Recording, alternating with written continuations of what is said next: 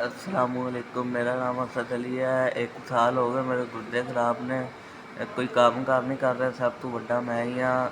ਤੇ ਗੁਰਦੇ ਮੇਰੇ ਖਰਾਬ ਹੋ ਗਏ ਨੇ। ਰਹਿਮਤੁल्लाह ਆਲਮੀਨ ਹਸਪੀਟਲ ਤੋਂ ਪਹਿਲੇ ਹੁੰਦੇ ਸੀ, ਉਹ ਬੰਦ ਹੋ ਚੱਲਿਆ। ਤੇ ਕੱਲ ਵੀ ਅਸੀਂ ਆਏ ਹਾਂ, ਕੱਲ ਵੀ ਨਹੀਂ ਡੈਥ ਹੋਈ। 1 ਹਫ਼ਤਾ ਹੋ ਗਿਆ ਡੈਥ ਵੀ ਨਹੀਂ ਹੋ ਰਹੇ। ਅੱਜ ਆਏ ਹਾਂ, ਅੱਜ ਵੀ ਹੁਣ ਕਰ ਆਏ ਹਾਂ। ਉਹ ਕਹਿੰਦੇ ਨੇ 5000 ਰੁਪਈਆ ਦਿਓ। 5000 ਰੁਪਈਆ ਨਹੀਂ ਹੈਗਾ, ਗਰੀਬ ਹੈਗੇ ਹਾਂ। ਤੇ ਹੁਣ ਡੈਥ ਕਰਵਾਉਣ ਆਏ ਹਾਂ। 5000 ਰੁਪਈਆ ਮਿਹਰਬਾਨੀ ਕਰੋ ਕੁਛ। ਆਹ ਵੇਖ ਲਓ, ਮੇਰੇ ਬਾਜ਼ੂ ਤੇ ਸਕੂਲਾ ਬਣਿਆ ਹੋਇਆ ਤੇ ਮੈਂ ਹੀ ਸਭ ਤੋਂ ਵੱਡਾ ਸੀ। ਵਾਲਦ ਮੇਰੇ ਫੌਤ ਹੋਏ ਨੇ ਤੇ ਮਿਹਰਬਾਨੀ ਕਰੋ ਡਾਇਲਸਿਸ ਸਿਹਤ ਕਾਰਡ ਚਲਾ ਦਿਓ।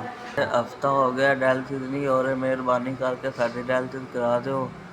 ਤੇ ਤਬੀਅਤ ਬਹੁਤ ਖਰਾਬ ਹੈ ਤੇ ਕੋਈ 5000 ਰੁਪਈਆ ਮੰਗਦੇ ਨੇ। ਇੰਨੇ ਪੈਸੇ ਨਹੀਂ ਹੈਗੇ, ਮੈਂ ਇਕੱਲਾ ਹੀ ਹੈਗਾ ਕਮਾਉਣ ਵਾਲਾ। ਬਾਪ ਵੀ ਫੌਤ ਹੋਇਆ ਹੋਇਆ, ਹੋਰ ਵੱਡਾ ਭਾਈ ਵੀ ਨਹੀਂ ਹੈ ਕੋਈ। ਗੁਰਦੇ ਵਾਸ਼ ਕਰਾਉਣਾ ਤੇ ਤੁਸੀਂ 4000 ਰੁਪਈਆ ਤੁਹਾਨੂੰ ਦਿੱਤਾ ਹੈ। ਅੱਲਾ ਮੀਆਂ ਤੁਹਾਨੂੰ ਖੁਸ਼ ਰੱਖੇ। ਆਹ 4000 ਰੁਪਈਆ ਤੁਹਾਨੂੰ ਮਿਲ ਗਿਆ ਗੁਰਦੇ ਡਾਇਲਸਿਸ ਕਰਾਉਣ ਵਾਸਤੇ।